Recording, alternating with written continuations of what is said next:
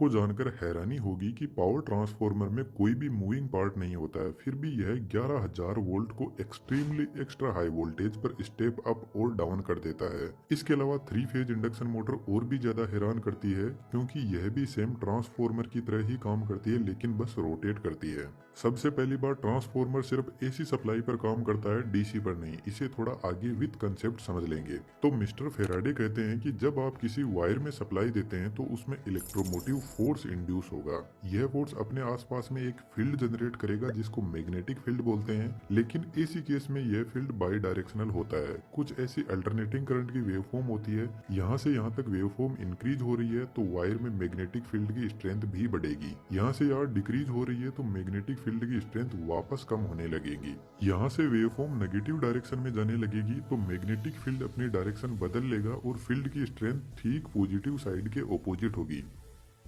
यदि कुछ ऐसी कोयल में ऐसी सप्लाई दी जाएगी तो इसमें मैग्नेटिक फील्ड कुछ इस टाइप का होगा जिसमें नॉर्थ और साउथ पोल भी जनरेट होंगे, लेकिन यह पोल बदलते रहेंगे अकॉर्डिंग टू वेवफॉर्म। यदि इसी कंडीशन में डीसी सप्लाई दी जाएगी तो कोयल का मैग्नेटिक फील्ड कांस्टेंट होगा, जिसकी वजह से यह कोयल एक स्ट्रॉन्ग मैग्नेट की तरह काम करेगी। इस कोयल को इंडक्टर भी बोल सकते हैं और डीसी सप्लाई में इंडक्टर शॉर्ट सर्किट हो जाता है क्योंकि इसमें कोई फ्रीक्वेंसी होती ही नहीं है, इसलिए ट्रांसफार्मर डीसी पर ऑपरेट नहीं करते हैं। यदि पावर ट्रांसफार्मर में डीसी सप्लाई दी गई तो अपने आसपास में इतना स्ट्रॉन्ग मैग्नेटिक फील्ड जनरेट करेगा कि यह सभी चीजों को अपनी तरफ खींच लेगा। यदि इस कोयल के पास में हम सेम दूसरी ठीक ऐसी ही कोयल लेकर आएंगे तो यह मैग्नेटिक फील्ड लाइन दूसरी कोयल को कट करेगी, जिससे इस कोयल में भी एक फोर्स जनरेट होगा जिसको इलेक्ट्रोमोटिव फोर्स बोलते हैं, इन शॉर्ट ईएमएफ। और वोल्टेज का दूसरा नाम इलेक्ट्रिक फोर्स ही होता है। यहाँ जो मैग्नेटिक फील्ड लाइन है इनको टेक्निकल लैंग्वेज में फ्लक्स लाइन बोलते हैं और इस प्रक्रिया को इलेक्ट्रोमैग्नेटिक इंडक्शन बोलते हैं, जिससे पावर ट्रांसफर होती है। तो एक तरीके से वायरलेस पावर ट्रांसफर हो रही है और इसी कंसेप्ट को यूज में लेकर वायरलेस चार्जर भी बने हैं।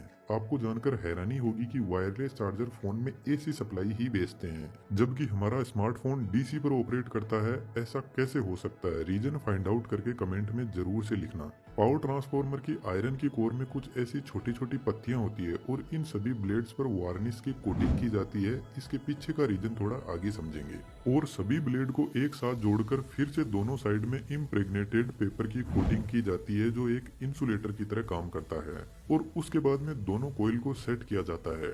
ट्रांसफार्मर की कोयल कोर को टच नहीं करती है। अब इन कोयल को हम प्राइमरी और सेकेंडरी वाइंडिंग कह सकते हैं। जब हम प्राइमरी वाइंडिंग में सप्लाई देंगे तो इसमें जो फ्लक्स लाइन इंड्यूस होगी उनको आयरन की कोर पाथ प्रोवाइड करवाती है सेकेंडरी वाइंडिंग तक पहुंचने के लिए, जिससे सेकेंडरी वाइंडिंग में ईएमएफ इंड्यूस होगा।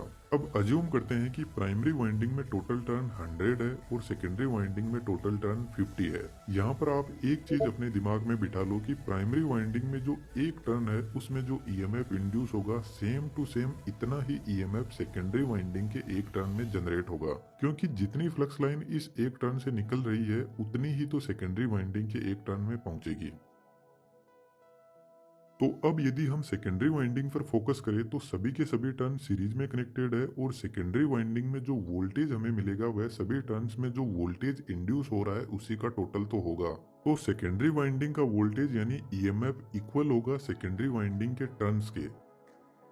ऐसा ही प्राइमरी वाइंडिंग में होगा EMF induce in primary winding equal to number of turns in primary. EMF और वोल्टेज में एक छोटा सा फर्क होता है। वोल्टेज प्राइमरी वाइंडिंग के टर्मिनल पर लगा हुआ है, जब ये वाइंडिंग में पहुंचेगा तो वाइंडिंग का कुछ रेजिस्टेंस होता है जिसकी वजह से थोड़ा सा वोल्टेज कम हो जाता है। और जैसे ही वोल्टेज कम होता है तो हम उसको बोलते हैं कि इतना इतना ईएमएफ इंड्यूस हुआ है। अब अज्यूम करते हैं कि प्राइमरी वाइंडिंग में 100 वोल्ट हमने दिया तो सेकेंडरी वाइंडिंग में 50 वोल्ट ही मिलेगा, क्योंकि 50 टर्न में से सभी टर्न की कैपेसिटी 1 वोल्ट की है और सबने अपना अपना 1 वोल्ट लेकर 50 वोल्ट दे दिया, जो हमें सेकेंडरी में मिलेगा, यानी वोल्टेज स्टेप डाउन हो गया। इसी तरीके से सेकेंडरी वाइंडिंग में नंबर ऑफ टर्न्स इंक्रीज करके वोल्टेज बढ़ाया जाता है। अब थोड़ी आसानी के लिए हमने एक इक्वेशन बना ली, number of turns in primary upon number of turns in secondary is equal to EMF induce in primary upon EMF induce in secondary. एक स्टेप और आगे बढ़े तो करंट भी आ जाता है और करंट वोल्टेज का जस्ट ऑपोजिट होता है। तो सिंपल सी बात है, ट्रांसफार्मर यदि वोल्टेज को बढ़ाता है तो करंट को कम कर देता है, क्योंकि पावर हमेशा फिक्स रहती है। वोल्टेज करंट को कम ज्यादा किया जा सकता है, पावर नहीं बदली जा सकती। जब ट्रांसफॉर्मर में सप्लाई दी जाती है तो according to Faraday EMF induce होगा और ईएमएफ फ्लक्स लाइन भी जनरेट करेगा। इसके अलावा जो ट्रांसफॉर्मर की कोर है उसमें सर्कुलेटिंग करंट भी जनरेट होगा और इस सर्कुलेटिंग करंट को एडी करंट बोलते हैं, जिसकी हमें बिल्कुल भी जरूरत नहीं है। पानी में कभी ऐसी सिचुएशन बनती है कि कुछ ऐसा भंवर बनता है, ठीक ऐसा ही एडी करंट होता है जो कोर में घूमता है। इसलिए आयरन की कोर को सबसे पहले पतली पतली पत्तियों में डिवाइड किया जाता है, उसके बाद में एक एक ब्लेड को लेमिनेट किया जाता है। लेमिनेशन की थिकनेस 0.25 mm से 0.50 mm तक होती है। इसी लेमिनेशन की वजह से जो कोर का क्रॉस सेक्शन एरिया है वह रिड्यूस हो जाता है और एरिया का रेजिस्टेंस से इनवर्स रिलेशन होता है, जिससे रेजिस्टेंस बढ़ जाता है और रेजिस्टेंस आपको पता है करंट का दुश्मन होता है। तो इस तरीके से एडी करंट लॉसेस को रिड्यूस किया जाता है।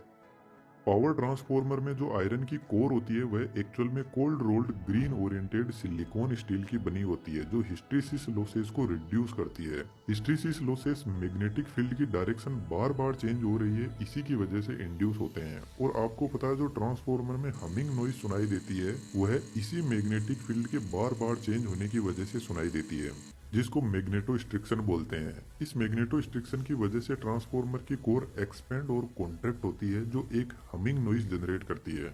इसके अलावा भी ट्रांसफॉर्मर में बहुत सारे लॉसेस होते हैं, लेकिन मेन यही है।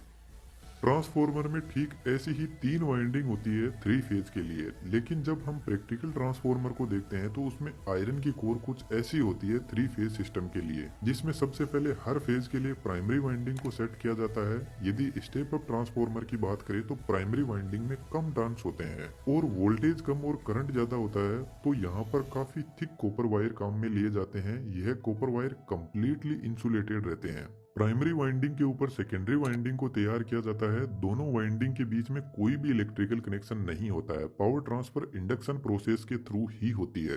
वाइंडिंग का कनेक्शन 2 अलग अलग कनेक्शन में किया जाता है। जो हाई वोल्टेज साइड होती है वह स्टार कनेक्शन में कनेक्टेड रहती है। स्टार कनेक्शन में 3 फेज और न्यूट्रल भी मिलता है, इसलिए आपने हाई वोल्टेज लाइन के साथ में हमेशा एक एक्स्ट्रा वायर देखा होगा जो न्यूट्रल का होता है। Low voltage side delta connection में कनेक्टेड रहती है, इसमें सिर्फ 3 फेज होते हैं। दोस्तों कंफ्यूज नहीं होना है, मुझे पता है थोड़ा ज्यादा ही टेक्निकल है, पर टेक्नोलॉजी बहुत एक ही जगह यूज होता है पावर प्लांट में, जहां इलेक्ट्रिसिटी जनरेट होती है, वहीं से वोल्टेज को बढ़ा दिया जाता है। उसके बाद में जितने भी ट्रांसफॉर्मर होते हैं वह सभी के सभी स्टेप डाउन होते हैं, और स्टेप डाउन ट्रांसफॉर्मर में हाई वोल्टेज साइड डेल्टा में और लो वोल्टेज साइड स्टार में कनेक्टेड रहती है। दोस्तों आपके लिए एक छोटा सा क्वेश्चन है और इसका रिप्लाई यदि आपने सही से दे दिया तो आपके कमेंट को मैं पिन जरूर से करूंगा। ट्रांसफॉर्मर की एक साइड स्टार में कनेक्टेड रहती है तो दूसरी साइड डेल्टा में कनेक्टेड रहती है, और ऐसा हमेशा ही होता है कि ट्रांसफॉर्मर की एक साइड दूसरी साइड के जस्ट ऑपोजिट कनेक्शन में कनेक्टेड रहती है। रीजन फाइंड आउट करके कमेंट में जरूर से लिखना।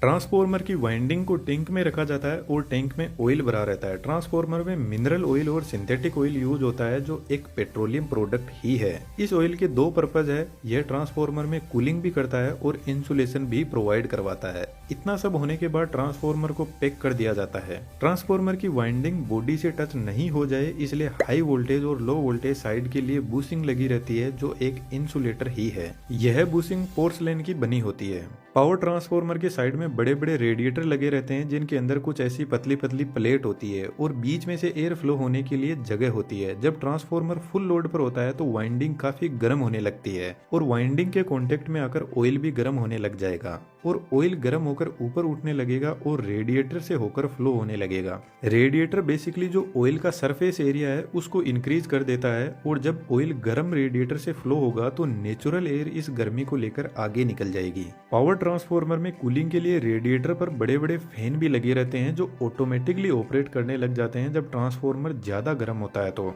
जब ट्रांसफॉर्मर अपने रेटेड टेम्परेचर से 10 डिग्री सेंटीग्रेड भी ऊपर चला जाता है तो इंसुलेशन की लाइफ हाफ हो जाती है। ट्रांसफॉर्मर के ऊपर एक बड़ा और टैंक लगा रहता है, जिसको कंजर्वेटर बोलते हैं। इसमें ट्रांसफॉर्मर के लिए एक्सेस ऑयल भरा रहता है। यह टैंक ऑयल से आधा ही भरा रहता है, क्योंकि जब ट्रांसफॉर्मर फुल लोड पर होता है तो ऑयल गर्म होकर एक्सपेंड करने लगेगा। तो ऐसी कंडीशन में ट्रांसफॉर्मर कहीं फट ना जाए, इसलिए ऑयल एक्सपेंड होकर कंजर्वेटर में चला जाता है। कंजर्वेटर से एक डिवाइस और कनेक्टेड रहती है, जिसको ब्रीदर बोलते हैं। तो ऑयल एक्सपेंशन की वजह से गैस बाहर निकलेगी, उसको ब्रीदर से एनवायरनमेंट में छोड़ दिया जाता है, लेकिन ब्रीदर का काम कुछ और ही होता है। जब ट्रांसफॉर्मर का तेल ठंडा होगा तो वापस कॉन्ट्रैक्ट होने लगेगा और ट्रांसफॉर्मर बाहर से हवा को अंदर खींचेगा। इस कंडीशन में एनवायरनमेंट के अंदर एयर में बहुत ज्यादा मॉइस्चर कंटेंट होता है और यह मॉइस्चर ट्रांसफॉर्मर के ऑयल में चली गई तो वाइंडिंग डैमेज हो जाएगी। इसलिए ब्रीदर में सिलिका जेल भरा रहता है जो मॉइस्चर कंटेंट को एब्जॉर्ब कर लेता है।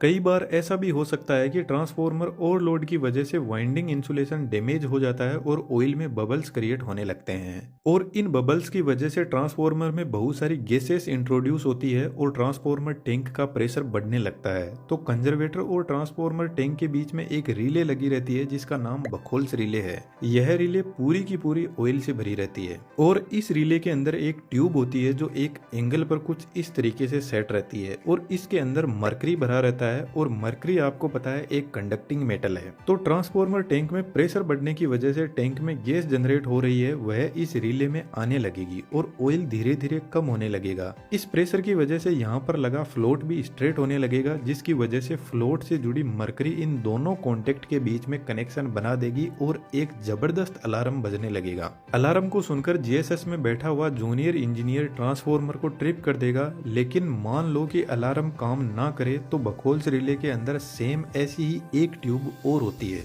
तो जब सीवियर फॉल्ट होता है तो गैसियस प्रेशर बढ़ने की वजह से ऑयल और नीचे आने लगेगा और यह स्विच भी एक्टिवेट हो जाएगा ठीक ऊपर वाले जैसे ही। इस स्विच का काम है ट्रांसफॉर्मर के पास लगे सर्किट ब्रेकर को सिग्नल भेजना, जिससे सर्किट ब्रेकर ही ट्रांसफॉर्मर को ट्रिप कर देगा। एक वर्स्ट सिचुएशन और लेकर चलते हैं, मानकर चलते हैं कि सर्किट ब्रेकर भी ऑपरेट नहीं हुआ और टैंक के अंदर जबरदस्त ऑयल का प्रेशर क्रिएट हो गया। यदि यह टैंक फट गया तो ऑयल काफी गर्म है और काफी दूर में फैल जाएगा, जिसकी वजह से फायर को बुझाना बहुत मुश्किल हो जाता है क्योंकि यह ऑयल एक पेट्रोलियम प्रोडक्ट ही है और एक 400 केवीए ट्रांसफॉर्मर में 450 लीटर ऑयल भरा रहता है। तो टैंक के ऊपर एक एक्सप्लोजिव वेंट लगा रहता है जिससे ऑयल जिस तरीके से हमारे घर में कुकर ऑपरेट होता है ठीक उसी तरीके से यह ऑपरेट होगा और हाई प्रेशर को बाहर रिलीज कर देगा। लेकिन जो पावर ट्रांसफॉर्मर होता है उसमें एक एक्स्ट्रा फीचर और होता है, ट्रांसफॉर्मर के पास में ही जमीन के अंदर टैंक बनाए जाते हैं। तो ऐसी कंडीशन में ऑयल ट्रांसफॉर्मर टैंक से इन्हीं टैंक के अंदर चला जाएगा और ट्रांसफॉर्मर ट्रिप हो जाएगा। लेकिन दोस्तों पावर ट्रांसफॉर्मर को स्टार्ट करना कोई आसान काम नहीं है। जब ट्रांसफॉर्मर को ऐसे ही स्टार्ट कर दिया जाता है तो हाई इनरस करंट जनरेट होता है जो फुल लोड करंट का 4 से 5 गुना होता है, जो वाइंडिंग को डैमेज कर सकता है। इसलिए पावर ट्रांसफॉर्मर को हमेशा इस वेवफॉर्म के पीक पॉइंट पर स्टार्ट किया जाता है ताकि इनरस करंट को रिड्यूस किया जा सके। ट्रांसफॉर्मर को लाइन से कनेक्ट करने से पहले प्राइमरी वाइंडिंग की तरफ एक सर्किट ब्रेकर लगा रहता है फॉल्टी सिचुएशन में ट्रांसफॉर्मर को ट्रिप करने के लिए, और उससे पहले लाइटिंग अरेस्टर लगा रहता है जो लो रेजिस्टिव पाथ प्रोवाइड करवाता है और लाइन में आ रहे एक्स्ट्रा सर्ज को ग्राउंड कर देता है। पावर ट्रांसफॉर्मर काफी हेवी और कॉस्टली इक्विपमेंट आते हैं, यदि ये डैमेज होते हैं तो बहुत सारे इक्विपमेंट को डैमेज कर देते हैं, इसलिए इनकी सेफ्टी बहुत जरूरी है। यदि आप इंजीनियरिंग फील्ड से हो तो एक बार पावर ट्रांसफॉर्मर 400 केवीए या 220 केवीए जीएसएस में जाकर जरूर से देखना, आपको बहुत कुछ सीखने को मिलेगा।